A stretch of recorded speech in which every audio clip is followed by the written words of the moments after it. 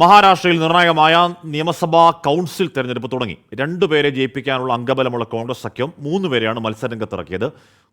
കൂറുമാറ്റത്തിനുള്ള സാധ്യത ഒഴിവാക്കാൻ പാർട്ടികൾ MLA-മാരെ റിസോർട്ടുകളിലേക്ക് മാറ്റിയിരുന്നു. 2022 ശിവസേനയുടെ പിളർപ്പിലേക്ക് വഴിവെച്ചതാണ് മഹാരാഷ്ട്രയിലെ നിയമസഭാ കൗൺസിൽ തെരഞ്ഞെടുപ്പിന്റെ ഒടുവിലെ ചരിത്രം. അന്ന് 6 പേരെ ജയിപ്പിക്കാനാകുമായിരുന്നെങ്കിലും കോൺഗ്രസ് സഖ്യത്തിൽ നിന്ന് ജയിച്ചത് 5 പേർ. ശിവസേനയിൽ അന്ന് കൂറുമാറി വോട്ട് ചെയ്ത ഷിൻഡെ വിഭാഗമായിരുന്നു തോൽവിക്ക് കാരണം.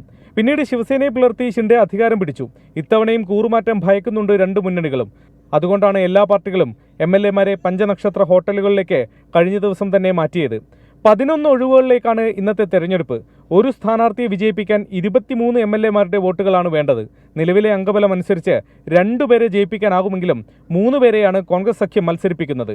മറുവശത്ത് ജയസാധ്യതയുള്ള 9 പേരെ മാത്രമാണ് BJP സഖ്യം നിർത്തിയത്. കോൺഗ്രസ് സഖ്യത്തിലെ മൂന്നാമൻ ജയിച്ചാൽ അത് സംസ്ഥാന രാഷ്ട്രീയത്തിൽ വലിയ മാറ്റങ്ങൾ ഉണ്ടാക്കും.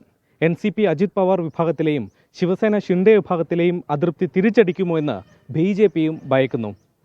വൈകിട്ട് 5 മണിയോടെ തുടങ്ങുന്ന വോട്ടെണ്ണൽ ചിത്രം വ്യക്തമാക്കും. മുംബൈയിൽ നിന്നും ശ്രീനാഥ് ചന്ദ്രൻ, 24.